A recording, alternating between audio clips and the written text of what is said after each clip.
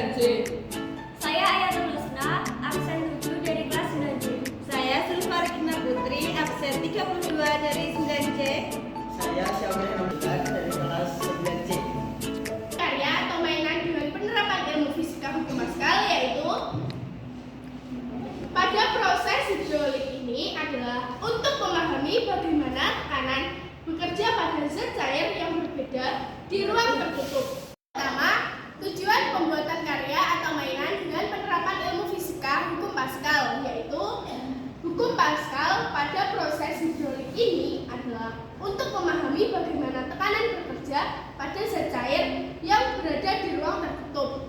Melalui percobaan ini, siswa dapat melihat secara langsung bahwa tekanan yang diberikan pada satu bagian zat cair akan diteruskan seluruh bagian dengan besar yang sama. Selain itu, percobaan ini juga bertujuan agar siswa mengetahui cara kerja alat proses hidrolik, yaitu alat yang menggunakan tekanan cairan untuk menghasilkan gaya yang lebih besar.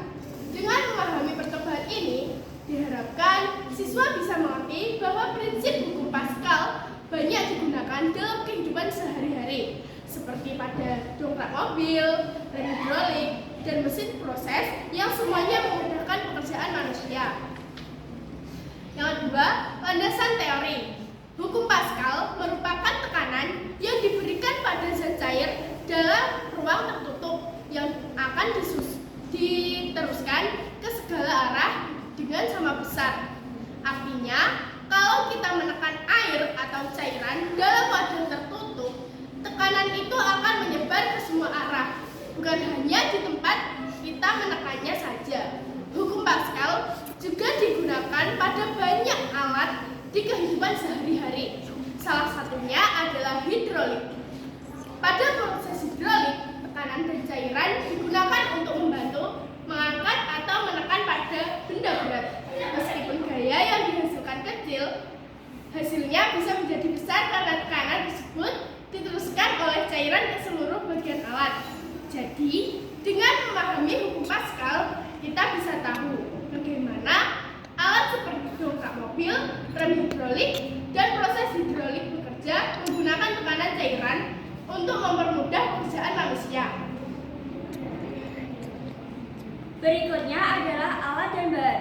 Yang pertama, suntikan besar sebanyak 2 buah, selang plastik bening sebagai penghubung antara dua suntikan, stik es krim, air atau minyak sebagai zat cair penghantar tekanan, lem tembak, gunting atau cutter.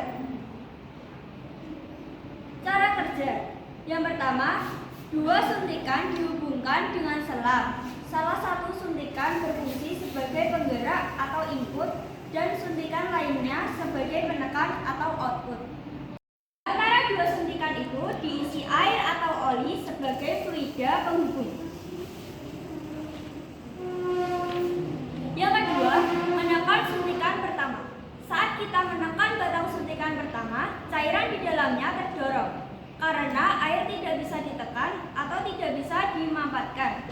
Tekanan itu langsung berpindah lewat selang menuju suntikan kedua.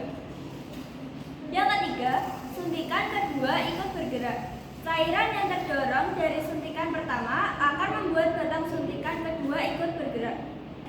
Kalau ukuran suntikan kedua lebih besar, maka gaya tekan yang dihasilkannya juga akan lebih kuat, meskipun gerakannya lebih pendek, menghasilkan gaya tekan besar.